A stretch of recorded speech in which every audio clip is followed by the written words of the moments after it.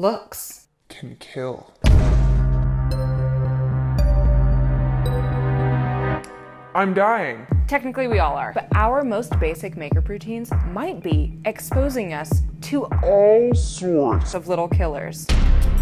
Makeup, it can be a nice, relaxing, and confidence-boosting experience, but most of us don't think about the hundreds of dangerous chemicals that we might be applying to our faces daily. From potentially cancer-causing preservatives and fragrances to trace amounts of lead still found in many common lipsticks, not to mention all the bacteria probably growing on those brushes you haven't cleaned since high school. Makeup just might kill you.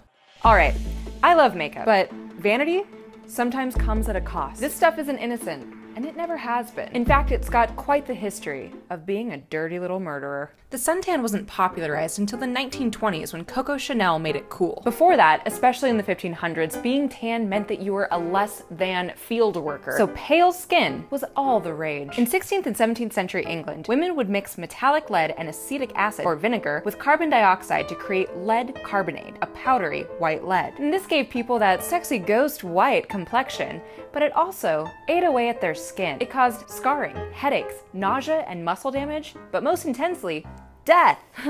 Oof. Famous London beaut Maria Coventry, Countess of Coventry, died at the sweet young age of 27, which is how old I will be in 10 months. She wore a ton of lead-based makeup, and even her husband and her family, everyone around her warned her not to do this, but she did it anyway, because vanity. The noxious effects of the lead caused her to get skin eruptions. But then she kept habitually layering more white-based makeup to cover her imperfections. Eventually this all led to blood poisoning, and she totally died. Once lead was out of the picture and was recognized as a little bit harmful, arsenic was introduced to the makeup scene. It made you look pale, but it also destroyed your red blood cells and eventually Killed you.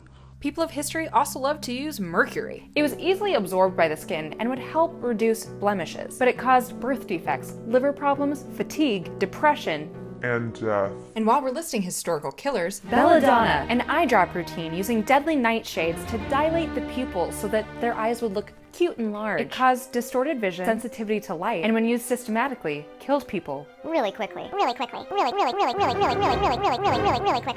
My eyes! So yeah, makeup's track record for killing people is kinda high. But what do we have to fear now? Well, we've come a long way, for sure. But the cosmetics industry is one of the least regulated industries in the US. It's still governed by the FDCA, which was developed 79 years ago and contains massive loopholes. The FDA requires companies to say, yeah, our stuff is safe for sure, but the FDA isn't given any actual authority to do any pre-market testing on products. So the safety of our personal care stuff lies within the hands of the Cosmetic Ingredient Review Panel. And while the EU has banned 1,300 chemicals from personal care products, the US has found only 11 chemicals unsafe for use. And those ingredients are still sometimes used in your favorite cosmetics. Things to look out for on the label if you don't want to die. Selenium sulfide, an ingredient sometimes found in shampoo. It prevents dandruff, but also might give you cancer. Hydroquinone bleaches dark spots and freckles, which, first off, if you have freckles, give them to me. But anyway, hydroquinone gave a bunch of mice cancer.